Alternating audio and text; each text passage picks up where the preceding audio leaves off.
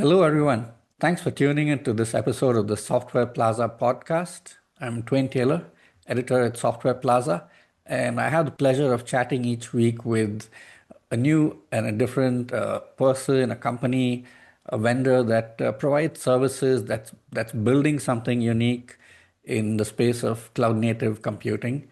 And spoken to a lot of interesting guests over the past few years. So go back and check our episodes and you'll see a lot of interesting conversations there. Go follow us on Spotify, YouTube, wherever you listen to podcasts, and head over to our website as well. It's softwareplaza.com.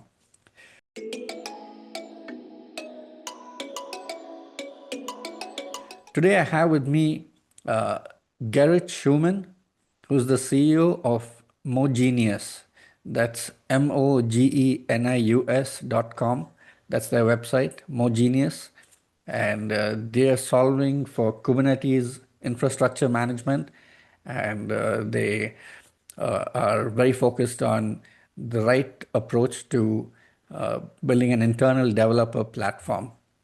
So platform engineering, that's our focus for today's conversation. And we're quite looking forward to getting to know what Gerrit thinks about this important trend and movement that's happening in the space right now. So Gerrit, welcome to the show, and it's great to have you with us. Thanks for joining. How are you doing? Hi, Twain. Thanks for having me. I'm doing great. Thank you. All right. Yeah, looking forward to getting started with the conversation around platform engineering, especially in the context of Kubernetes and cloud native. Before we get started, I was wondering if you could give us an intro to yourself and your journey leading up to Mogenius. Yeah, absolutely. So I started my career, and it's hard to say now, it's more than 30 years ago, back in Mhm. the age of desktop software and Oh, local yeah. client server models. And yeah, I was a developer, developing any kind of desktop software for B2B clients and heavily database focused. And from there on, I built my first business, and that was in 1996. And I've started several businesses in the software and tech space since then, Hmm. sold some of them, invested in startups, and it's usually always software as a service or software focused. And so over the last 3 decades, and so software has always been at the core of these business models. And Hmm. yeah, then I took a little breather from my entrepreneurial track. I joined a media company as co-CEO here in Germany with the mission of driving their digital transformation. And it was during that time that we transformed a lot of the workloads from monolithic on-prem to microservices in the cloud. We migrated to Azure using AKS. We introduced DevOps practices. And during Hmm. that time, we kind of saw the issues that how development teams and operations teams changed and faced issues working together around the cloud native tool chain and the complexities of Kubernetes. And that was about 10 or 9 years ago. And based on that experience, my co-founders and I, who had been working there for several years together on these projects, we refactored the entire app landscape, and it was a fun project, challenging, and we realized, there's just a new way of working in DevOps in general, and especially around Kubernetes. And we saw this not only where we were working, but across the board with so many teams around the world and companies.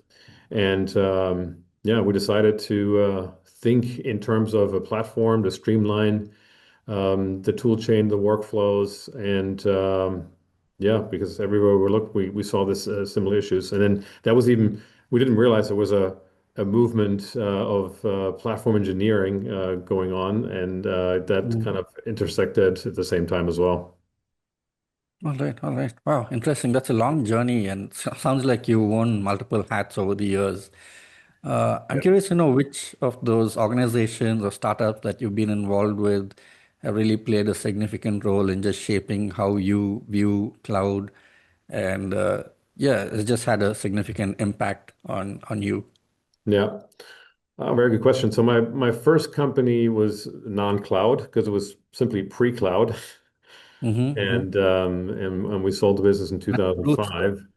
So I would say my second one, where it was a music streaming service actually based in Oh. the German-speaking market. The Mm-hmm, early stages, so late 2008, 2009, at the mm-hmm, time as well when Spotify started to expand. And obviously, performance and scalability was a huge issue because you mm-hmm. had a lot of dynamic spikes in your workloads. And we started using, I think we started with S3 in 2000, must have been 2010, 2011. And so that was kind of like my first contact with cloud. And Wow. ever since then, it's been a long learning journey, I would say. Mm-hmm. Wow. That's interesting. Which music streaming service is this, if you don't mind mentioning? Because I remember It being was, curious about those services back yeah, then. it was called Simfi, and Oh, it okay. was sold in 2013. I then joined Deezer out of Deezer, France yeah, right. to build out their international markets. I did that for 3 years, so that was a fun time. Yeah. Mm-hmm. Wow, neat. Yeah, sure. Deezer I'm aware of. Wow, interesting. So getting to today's conversation, platform engineering. So, well, I wanted to just start with this paradox that platform engineers are supposed to build, uh, a platform that makes it simple, consistent, predictable for developers and enable developers to work uh, faster and more efficiently. Uh, but it seems like, with platform engineering even being discussed as a concept for a couple of years now, it seems like there are still a lot of challenges to be solved in when it comes to just building, managing, and thinking about what the internal developer platform should actually look like. And so platform engineers themselves have it hard, it seems. Would you agree there's a paradox there that they're trying to make something easier for developers, but they themselves have a hard job and they themselves, could do with some simplicity and some better ways of doing platform engineering? Would you agree with that? And if yes, how so? Why? Yeah, and we see that over and over again. I mean, it's kind of building a product on top of an infrastructure for building products, and so that Mhm, by definition drives complexity. Um, yeah, I mean, we often see people say, "Okay, let's get backstage, and that's our internal platform, and that's it." And they often don't realize it's a software project on its own. I mean, it's an interface, it's a building, it's a toolkit. Um, mhm, but what's more interesting is that the platform needs orchestration underneath it of the entire tool chain, provide mhm, templates, tie in documentation, create standards, and simply, I mean, the famous golden path for teams. And mhm, I feel oftentimes they forget it. It's like any other software project. It needs continuous development, maintenance, support, and it needs an operating model. And so what we see is more often than not is that platforms are stitched together, and they don't provide that unified developer end user experience. And whatever that means, it could be, basically a collection of scripts or Git repositories that people are used. It could be a CLI, it could be UI, it could be a collection of APIs. But in the end, you have to think of a platform as a product. And I think that's where most teams struggle because an internal developer platform always serves, in my view, always two purposes. It serves developers in the end, the end users, and maybe other mhm, stakeholders, but it also serves the SREs and platform engineers and DevOps engineers because simply managing the tool chain and providing the services should be easier for them. It should the actual platform should make that part as well easier for both sides of the equation. Um, mhm, and at the same time, it's not a static product off the shelf. It's a living product, right? And because you have, I mean, just version changes in your open source tool chain, you have new tools that you want to introduce, new workflows, new requirements, regulatory requirements. Um, mhm. that simply required it's a continuous development. And I think they underestimate a lot of times that it's not a one-time project. You don't introduce a platform, Mm, that's it. You have to really dedicate a team to it that thinks in terms of product and is dedicated to the long-term development of it. Um, mm-hmm, and the goal is to reduce cognitive load. And if you just shift it and not reduce it, so you shift it left to maybe the infrastructure side, then you're not meeting your goals. And so that's what we see a lot. Um, and you can see that like a lot of platform teams don't have a product owner, um, or even a mm-hmm, UX expert. And I think that's crucial. And again, UX doesn't mean a beautiful interface. It means thinking about the interactions of the users and what's the best interface for them and for each use case. And what we see more often than not is that DevOps engineers transition and become platform engineers, and so that's kind of the viewpoint. And it doesn't always translate into that user experience that developers need, because I mean, we kind of live in a bubble and we think that Kubernetes is sort of like a natural concept, but it's more often than not it's not. mm-hmm, mm-hmm. Wow, interesting.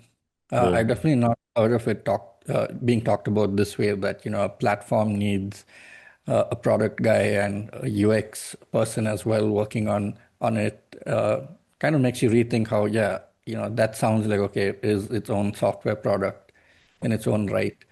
Uh, and I was curious though, could you dig in a little more to talk about what are some other ways that it's similar to uh, building software? Are there similar aspects and features, like, is there a pipeline involved? Is there phases like testing, staging? What are some other similarities that you yeah, can draw between software absolutely. development and a Yeah, platform? good point. I mean, it's the same software lifecycle management. I mean, you have Git-based version control, you have several stages. I mean, the way we build platforms is, it's development, and we have testing or UAT, and we have production environments. It's the same life Mm-hmm. cycle in that sense. Okay. Um, All right. Whether it is, and again, it doesn't have to be, I mean, we're very UI focused, and we're very, unify the entire tool chain into one single pane of glass, but it doesn't have to Mm-hmm. be. It could be a very different approach to it. And even if you use Backstage, all the integrations, customizations, configurations, I would always consider it as, okay, here's my board of priorities, and I'm just prioritizing based on whatever agile or other planning process you have. Mm-hmm. But I would consider it, this is actually the way we plan our internal platform development. And it might be coding, it might be scripting, it might be just creating configurations and stitching things together. That's fine. But in the end, Mm-hmm. for me, that's kind of the mindset is that we have a common goal. Our goal is to serve use cases, identify the Mm-hmm. use cases, and deliver the best experience to solve it. And that's for me, it's a software project. Wow, interesting. I'm sure that, for someone hearing this, there's probably alarm bells going off in their mind thinking we're already having a difficult time with just our business software and the software that we build, that's like core to our business. And now you're telling us we also need to dedicate this to this software that supports that software. And so it seems Right. like we're baking in additional complexity. Uh, what would you say to someone who comes up with that objection? And right after that, I was wanting to just get into the question of build versus buy and just how to think of that balance when it comes to platform. Yeah. I think with everything, you start somewhere, right? I mean, you start small, you aim high. I mean, that's the same as with every startup that you create. You have a vision, and it's always hard to deliver the first value use case, but you got to start somewhere. So I would think in those increments, and I would not think about, oh, I have this holistic platform that is everything. Everything is automated, everything is standardized, everybody, is hugging each other, working every day together. That's the long-term vision, maybe, but that's not how you would start. I mean, that would be a typical waterfall kind of project. You start small by okay, what do I need to do to provide a new environment for a new project, for instance? What are the steps? So let's start there, and then you build on top of that, and you have I would still stick to the agile mindset of, we're building iteratively in small increments. And Mm-hmm. so that's what I would recommend. In terms of build versus buy, that's an interesting one because that's one that we think and talk about a lot, of course, here as Mm-hmm. well. And also when we go to conferences or do meetups. I Mm-hmm. think it's natural in every industry or new category that there's more build than buy. It's Mm-hmm. it's simply because the solutions out there are not as mature initially that you can say, okay, this is a proven practice. This is the way it's done. If you look Right. at the ecosystem of Kubernetes in the CNCF landscape, it's been exploding. Mm-hmm. But there's some projects that are sunsetting. So it's still, you know, tools that were absolutely must have 5 years ago, maybe are not today. So it's a little bit of a touch and go on that end. And so I think we're now entering the phase of, I mean, the CNCF had this, platform maturity model, but also I think the whole practice and industry of platform engineering is also entering a new stage of maturity. And that's one thing. So I think that that level of professional development is getting better, and also the vendor solutions are getting better. Maybe not as one holistic singular solution. That might not be the right answer.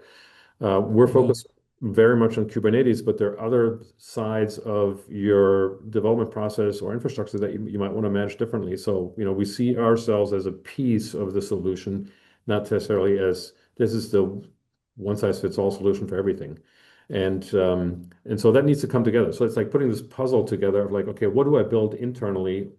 Where does a vendor solution actually fit in? And that's changed a lot over the last 5 years, I would say. And Mm-hmm. I think vendor solutions now have more validity than they did 5 years ago. Wow. Interesting. And I wanted to just get into talking a bit about your approach to platform engineering and your view. Where do you start? Do you start from an open source base, or is it your own commercial, your own software that you build? What's the approach that you take in terms of what solution you offer and how you encourage your customers to look at the solution and how to approach platform engineering through it? Yeah. So our approach is definitely based on the open source tool chain. So st we look at standards, we look at open source standards and or industry standards in general. I think that's critical because the ecosystem is proliferating, it's becoming more mature. I think that's for a good reason. And Mm-hmm. it creates stability. It creates an agnostic approach that makes you independent from vendors. I mean, that's the whole thought process behind Kubernetes as well, make you more independent, abstracted from infrastructure. And Mm-hmm. so that's for me, that's a given. So the underlying infrastructure tool chain, that is maybe a choice or configuration, but that's the basis. We build certain elements on top of that. We have a Kubernetes operator that we've developed that simply ties in all the different cluster environments, measures data, performs actions, and is the agent in the infrastructure. And we Mm-hmm. have a UI that ties it all together. But underneath it all, it's all based on open source standards. And that's the way I would always start. Like, what is my underlying tool chain? And how do I tie that together? And then I start then I look at, okay, what can I abstract? What path for developers can I actually simplify on top of that without changing so much the underlying tools and policies and standards that I want make sure that they're governed properly.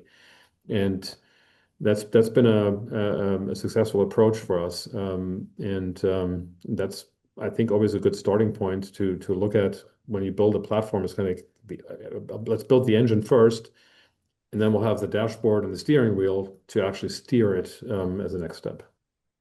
Mm-hmm. I don't know if I'd be right in assuming this, but like when I think of like products and how they're built, usually, product builders build products one type to suit like as big an audience as they can suit, for example. But from what you're describing, it sounds to me like the experience of mogenius is probably different for each of your customers based on their needs because of just how you're saying that it's very flexible in the kind of components they can add, remove. and how lightweight or how complex they want it to be. And so would you say that there's this aspect that, different customers have different kinds of experiences with mogenius? Would that be accurate, fair to say? Yes and no. Okay. The user experience is the same because All we right. simply have our principles of that we think are based on, okay, if you know Docker, if you know what, how to operate a container, that's what you need. So that's how we look at the level of abstraction and simplifying that path for developers. What's Mm-hmm. different customer by customer is their starting point is very different. So some might start from we have nothing and we want to start to we already have 17 tools and they all need to be tied in and integrated. And then which tools get integrated also varies from client to client. The overall Mm-hmm. experience, though, maybe not identical, but it should be very similar and adhere to the same principles. And the principles are abstract to the max, but don't hide the complexity. So you can go and dive deep in every, let's say, resource in Kubernetes, in every workflow. You can customize, let's say, your pipelines. You can customize how GitOps works. But in the Mm-hmm. end, that golden path should always be highly abstractable and easy to use. All right, interesting. So when you say customizing, integrating different components, how is this done? Like, is this done like from your team? Is it like along with the product as a service, like a setup service that you offer, or Yeah. is it for like self-service where the customer themselves can integrate and get set up on their own? How does that work? Yeah. Also, a very good question because that's also changed over the last couple of years. Okay. I don't think and we don't claim that we have a product that it's not one size fits all. It's Mm-hmm. it's for some customers, it is implementation services that we have to start with. It could be, the essential infrastructure as code bases, so I have templates and blueprints to create and manage the lifecycle of infrastructure resources. The In most cases, it's a setup and onboarding process. So we customize and configure it for the customer so they can use our solution going forward, roll out to multiple teams, and it becomes more of a, okay, how do we enable them to administrate our solution? And then the third bucket is we pretty much, they sign up to do everything in self-service because they already have a lot of the prerequisites that are needed to be successful in using it. And so we look at, where are they before they start and say, okay, we do realize the world out there is so diverse and so different. We can't assume that everybody has the same starting point. And so we're more flexible in that approach today and make it more modular. And sometimes it requires a little bit of a project up front. In most cases, it's onboarding and implementation. And in some cases, they're ready to go and they simply sign up, onboard users, and go. All right, interesting. And there again, just a lot of different options and customization that's possible. Really interesting there. Okay, why don't we just go through the walkthrough? Okay, my pleasure. So what you see here is I'm part of an organization. We've created the account. We've invited members to work with different roles, and I have a cluster connected to the platform. Everything you see here is API based, so everything you can use on the UI can also use by API, and we also have a command line interface as well.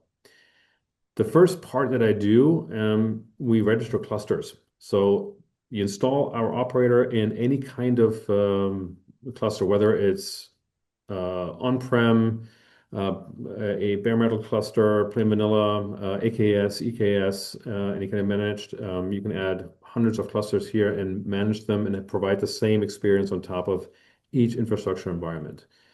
Mm-hmm. Right now, in this account, I have one cluster connected, and that's kind of make my starting point. I usually don't have to do too much with this, but it gives me a first monitoring dashboard. I can see my node pool. I can also monitor my node pool. So I have, the core metrics. I see if there are any issues within that cluster of all of the project and teams that are working on it. So let's say this is a development cluster, and I have multiple projects that work on this cluster. I can see that here at one glance. And you can see here, it's called workspaces. I have one workspace created, and we'll get to that in a minute. There's some elements you have a resource editor, you can add new resources, you can edit all the resources here as well. We have a Helm UI, so you can connect repositories, install Helm releases. You can configure RBAC if you so choose to. We have an audit log that tracks all the changes, so good for traceability and auditability of all your actions you perform in the cluster, and GitOps. And this is a fairly new feature we released about 2 months ago. So we have a native integration with Argo CD or Flux CD as well. That's coming soon. That's already available, but not in the UI. And either you have an existing Argo CD installation, or you can simply, with a one-click action, you can install it in the cluster. We then install Argo CD and sealed secrets. You connect a repository that is the single source of truth for your GitOps, and then you can create applications, GitOps applications. So everything that you do will then be synced with Argo CD and committed and deployed on the cluster. And one important aspect of that is I can change the deployment policy. So I can say directly to the cluster or create a pull request that needs to be reviewed and merged in the pipeline. So in this case, I haven't enabled that yet. We'll get to that in a minute. So imagine you have 1 or 15 different clusters. Now the first thing that I want to do is I want to make sure I have a central dashboard management pane plane for managing access to the resources. Typically, you provide a kubeconfig. You would share that with whoever needs access to the cluster. You set up different kinds of tools so they have visibility, monitoring, and we combine all of that in one place in what's called workspaces. So workspace is, because that's already a big part of how you can reduce cognitive overload by only making visible what they really need. So you don't have to navigate all the resources, understand all the dependencies of all the resources. So in this case, I have a workspace that allows the administrator to say, okay, here are the namespaces or the Helm charts or Argo applications that I want to cluster in this workspace, and then provide that to a development team. I've selected here a couple of namespaces, 2 Argo applications right now in the cluster, and this is what they have access to. All the other namespaces that they don't need access to, let them filter out. Let's make it easier for them. I can then invite team members, assign different roles, so admin, viewer role, and edit role, so very simplified roles for access to the cluster resources. And this is what they then get to work with. It's a dashboard, again, for monitoring what's happening in my workspace. Are there any issues? What are the resources that I need to be aware of? And we have an overview of all the controllers, so that one that you most likely will interact with the most. You can also see all of the resources, so by resource types. If you want to really go and dig deeper, you can. You can have an ingress here. Let's say I'm sure we have a service, and you can navigate this way as well. But for most cases, I want to see, is my container up and running? I want to see if there are any issues. So let's take this one here. It's an application. I have a deployment. I have a service exposed. And we combine all the logs from the different resources in one place, and collect all the metrics. You can also navigate by topology, so you see dependencies and see where is an issue, or whether or not they're working properly. And so that's an easier way to navigate for some people. You have all the metrics that are relevant. We have the core metrics, of course, CPU, RAM, and traffic. You can also add custom metrics. So simply add a PromPQL, and you have your custom dashboard here as well. One important Great. part, since we started talking about GitOps, is I can also not only see the logs of the resources, but also what happened in my pipeline. So I see here, okay, there was a build process. I can see the log from that part, and I can see what's actually happening in Argo CD. All So right. I see here, okay, here's the commit. And I can see, okay, replicas was from 2 to 1. And so now Right. I'm a developer and I want to scale my application. I either want to change my limits, or let's say I want to add the number of replicas. Mm-hmm. I simply make that change. And Nice. now that gets committed to the to Argo CD, gets synchronized. You can see that up there. It was a short point where it was actually committed, then synchronized, and now you see the second pod is up and running. Wow. And I can see that here. This was my latest commit. Replicas up from 1 to 2. So it's highly auditable. It's easy to use. If you know Docker and containers, these are your essential variables and parameters that you need to work with. If you want to Mm-hmm. go, if there's something missing, you can do everything in the manifest directly. Just edit the Yeah. YAML as well. But for most cases, this is as simple as you can have Mm-hmm. it. Now I'm gonna show you one more thing. Yeah.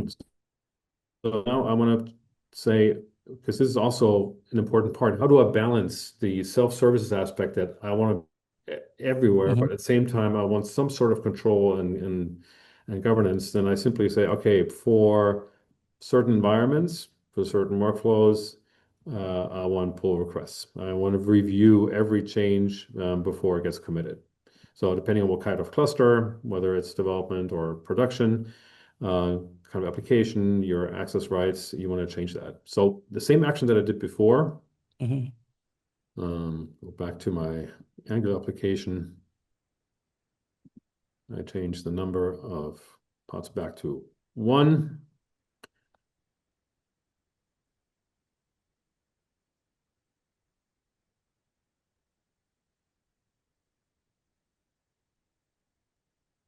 There you go. And now you can see, okay, instead of a direct commit, it created a pull request. Mm-hmm. And that pull request can then be reviewed by Right. the reviewer of the Git repository, and then merged, and then you will see it actually here, changing the configuration. Mm-hmm. Mm-hmm. So that's one path. So I'm managing existing applications and containers. I can also add resources. So whether it's a namespace, I can simply deploy a container from a container registry. We have pipeline starters. So for instance, for GitHub Actions, you can deploy a pipeline to your Git and then customize it. You can create any kind of resource from a YAML manifest, and you Mm-hmm. can deploy Helm charts here directly as well. Wow. Nice. Yeah, it's really cool. Wow, thanks for demoing that. I think there's definitely a lot that's possible with the product. I was going to ask you about the how do you control permissions and access, but then yeah, you did demo that as well.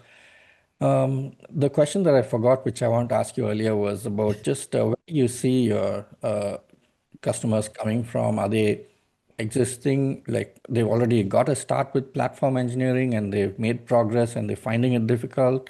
Or are these like brand new to platform engineering, just dabbling with the idea and want to get started? Uh, where along the journey do you find most of them from? Yeah. The bulk of our customers don't have platform teams, Mm-hmm. or they're starting out. And I would define it as along the Kubernetes maturity.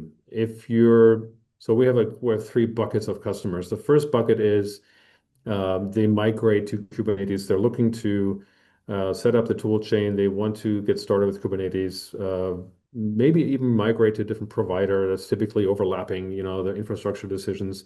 They're maybe still running on dedicated servers with monolithic apps. And so it's part of a transformation process. So this kind of, we call them the Kubernetes starters.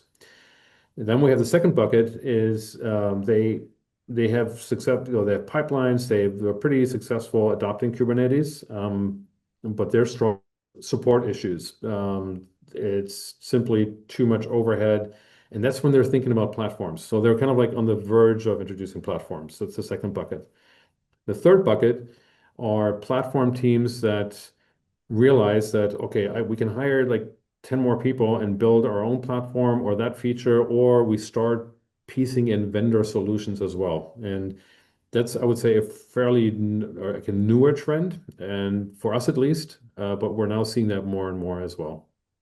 So that's kind of like Mm, what's my ROI, between, building my team and managing that life cycle of my platform initiative, versus mm, buying a solution. mm. But from what I hear you saying, though, it seems like you're saying it need not be an either or, and it can be a blended approach, where there are some things that you build and some things that you can have as a product, Yeah. the easy. Yeah. All right. All right. Yeah. So I want to ask about just what are some of the outcomes of doing platform engineering the right way, in the way that you recommend, which is seeing it as a software product on its own, using the GitOps methodology, and yeah, just being able to be flexible about how exactly you build it, and how lean or how complex you want it, which components and all of that. What are some of the outcomes of these decisions in the near term and in the midterm? Yeah. So the near term, it's empowerment. I mean, the DevOps principle, you build it, you run it, especially for the early stages of feature release or development, is still valid and has kind of gotten lost. We feel that it's become more centralized in SRE and DevOps teams, and and that's a big part, I think. You want to see how your input, your feature development actually behaves in different environments, and be part of that journey and of operating it as well. So Mm-hmm. empowerment is one thing that you see fairly quickly. I think that the second is time to market. I mean, basically providing a new environment. How quickly does it take to set up a new environment, to clone an environment? Your efficiency in performing, and then day two operations. So how fast do you troubleshoot? What's my time to recovery? What's my time to solving an issue? Identifying where to look, how to find the root cause analysis. So it's not just observability, it's in terms of understanding the concept and understanding where to look and also learn. And so that's the midterm effect is our goal is not to abstract everything away from the developers and end users, but take them on a journey and say, okay, this is your starting point, but you can still understand how Kubernetes works. But you might not work with, okay, a pod just crashed, or I can't get it started, or the container's not reachable. And sometimes it's little steps that you just simply forget because you don't use it every day. But you still understand and evolve with the overall concept and understand, okay, this is how GitOps actually works. Because a lot of times we think, okay, it makes complete sense.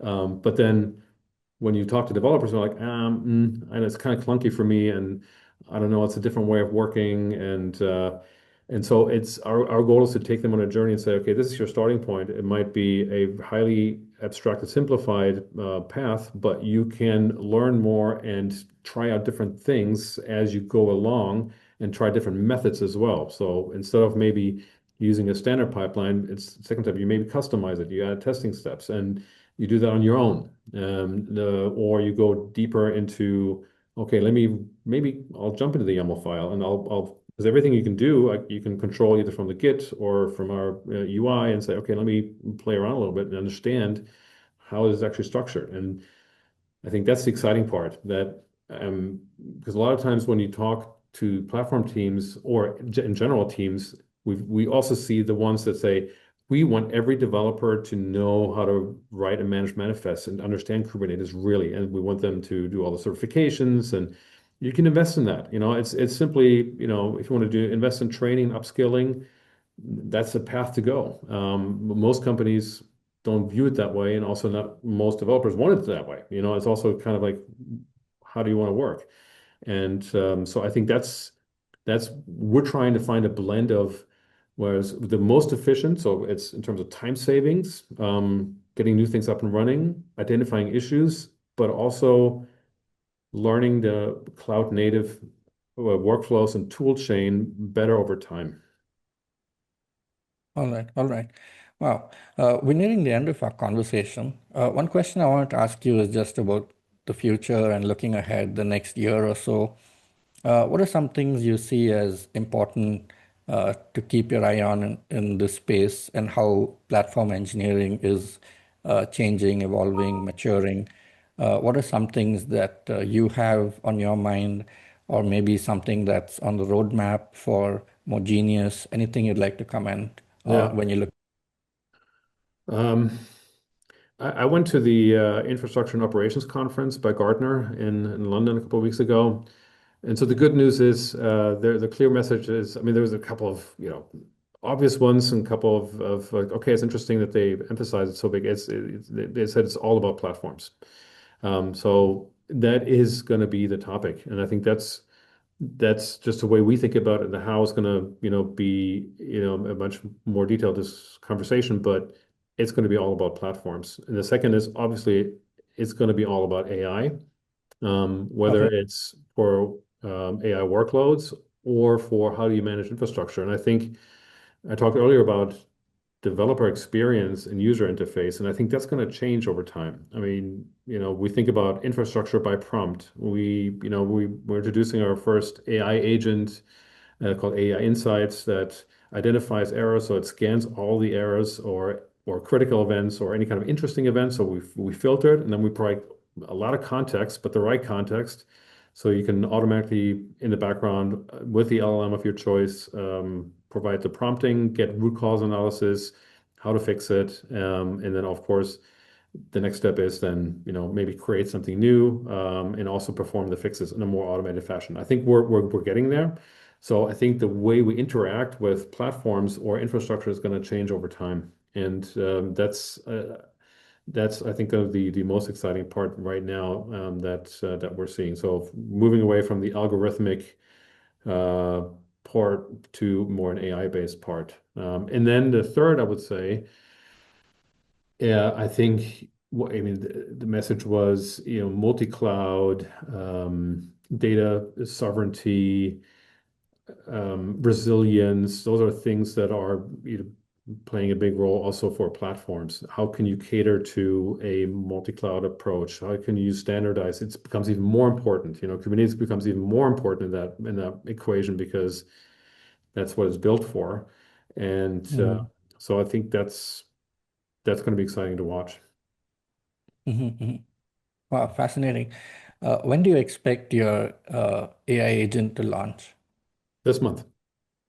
Oh, wow. Okay. We're already testing it. I would Great. love to show you. I'm kind of a Yeah. few days away where I'm like, okay, Oh, we better show it. oh, well, I really wish we spoke about it more on this show itself, but maybe we'll bring you back in like a couple of months or so to give us a demo. Would love it. Yeah, yeah. All right. With that, we come to the end of this conversation, and it was quite a pleasure chatting today with Gerrit Schumann of mogenius. Go and check out what they're up to. If you got something from Gerrit and the ideas that he shared and the approach they take to platform engineering, go and see what they're up to. And it sounds like they're very open source friendly, very customized approach that matches exactly each customer that they work with, and a lot of good foundational concepts there that we spoke about, just how to look at the platform itself as a product, and even GitOps, and Gerrit mentioned the recent integration with Argo. So a lot to explore there with mogenius. Go and check it out and get in touch with them if all of this sounds interesting. Thanks so much, Gerrit, for joining us, and do come back again after a couple of months to demo the AI agent. Would love it. Thanks for having me, Twain, and look forward to the next time. All right.